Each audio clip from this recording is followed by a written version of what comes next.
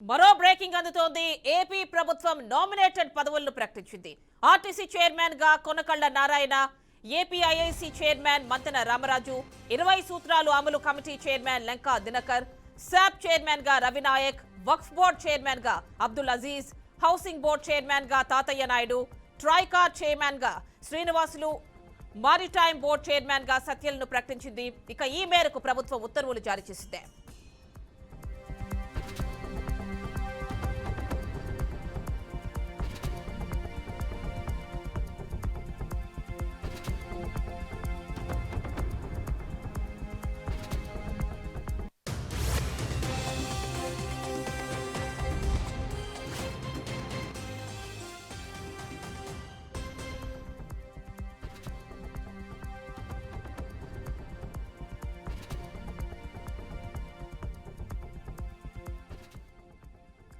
AP ప్రభుత్వం nominated పదవులను ప్రకటించింది. ఆర్టీసీ చైర్మన్ గా కొనకళ్ళ నారాయణ, ఏపీఐఏసీ చైర్మన్ మంతెన రామరాజు, 20 సూత్రాల అమలు committee chairman Lanka Dinakar, SAAP chairman గా రవినాయక్, వక్ఫ్ బోర్డ్ చైర్మన్ గా Abdul Aziz, housing board chairman గా తాతయ్య నాయుడు, ట్రైకార్ చైర్మన్ గా శ్రీనివాసులు, మారిటైమ్ బోర్డ్ చైర్మన్ గా సత్యలను ప్రకటించింది. ఈ మేరకు ప్రభుత్వం ఉత్తర్వులు జారీ చేసింది.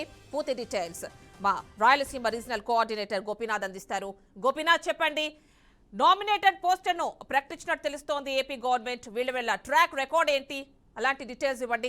మొత్తం మీద ఉంటే దాదాపుగా 100 రోజులు కంప్లీట్ అయ్యి ముందుకెళ్తున్న ఎన్డీఏ ప్రభుత్వంలో చాలా మంది ఇప్పటికీ కూడా ఎదురు చూస్తున్నారు. రాష్ట్ర వ్యాప్తంగా నామినేటెడ్ లో పోస్టులు ఎప్పుడెప్పుడు భర్తీ చేస్తారు, ఎప్పుడెప్పుడు ఆ పదవులు అనుభవించడానికి వాళ్ళందరూ కూడా ఆశావాహులు ఏదైతే ఇప్పటికీ కూడా పెద్ద ఎత్తున ఉన్న నేపథ్యంలో వాళ్ళకందరికీ కూడా తీపి కబురు ఇస్తూ కూడా ఇవాళ రాష్ట్ర ప్రభుత్వం ఒక నిర్ణయం తీసుకోవడం జరిగింది. అందువల్లనే రాష్ట్ర వ్యాప్తంగా కొన్ని చోట్ల కొన్ని పరిమితులు అంటే స్వచ్ఛందంగా ఉన్నటువంటి పోస్టులకు సంబంధించి వీటిని కూడా నామినేటెడ్ పోస్టులన్నీ కూడా భర్తీ చేస్తూ నిర్ణయం తీసుకోవడం జరిగింది. ఇందులో ప్రధానంగా వక్ఫ్ బోర్డు చైర్మన్ గా అబ్దుల్ హజీజ్ ని నియమించారు. అదేవిధంగా శాప్ చైర్మన్ గా ఇక్కడ తిరుపతికి చెందినటువంటి రవినాయక్ ని ఏర్పాటు చేయడం జరిగింది.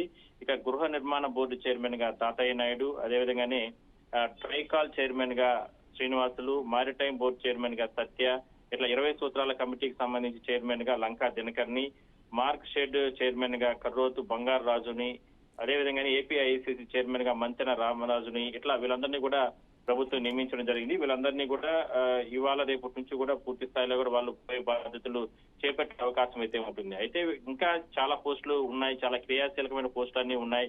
ఇందులో ప్రధానంగా మనం చూస్తున్నట్లయితే వాటన్నిటినీ కూడా త్వరలోనే భర్తీ చేసేందుకు కసరత్తు చేస్తుంది. ఇవే కాకుండా దాదాపుగా 20 మందికి అంటే ఇప్పటి వరకు మనం కొంతమందినే చెప్పుకున్నాం, ఇంకా చాలా మందికి పోస్టింగ్ ఇస్తూ కూడా ప్రభుత్వం నిర్ణయాలు తీసుకోవడం జరిగింది. ఇందులో చాలా అంశాలు మనం చూస్తే ఏపీఎస్సీ ఆర్టీసీ చైర్మన్ గా ఇందాక మనం చెప్పుకుంటే నారాయణని, కొనకల నారాయణని నియమించారు. అదేవిధంగా ఏపీఎస్సీ వైస్ చైర్మన్ గా పిఎస్ మున్రత్నం, ఈయన కుప్పానికి చెందినటువంటి వ్యక్తి. గతంలో తెలుగుదేశం పార్టీ అంటే ఇప్పుడు తెలుగుదేశం పార్టీకి క్రియాశీలకంగా కుప్పంలో ఆయన వ్యవహరిస్తారు. ఆయన్ని ఏపీఎస్సీ ఆర్టీసీ వైస్ చైర్మన్ గా నియమించారు. అదేవిధంగానే AP urban finance infrastructure development corporation chairman గా గోవింద సత్యనారాయణ, ఇట్లా చాలా మంది నియమించడం జరిగింది. మరికొంతమందిని కూడా అంటే ఇప్పుడు ప్రస్తుతానికి 20 మందినే, ఇవాళ రేపట్లో మరికొంతమందిని కూడా నియమించే అవకాశాలు అయితే ఉన్నాయి. Right Gopinath, thank you.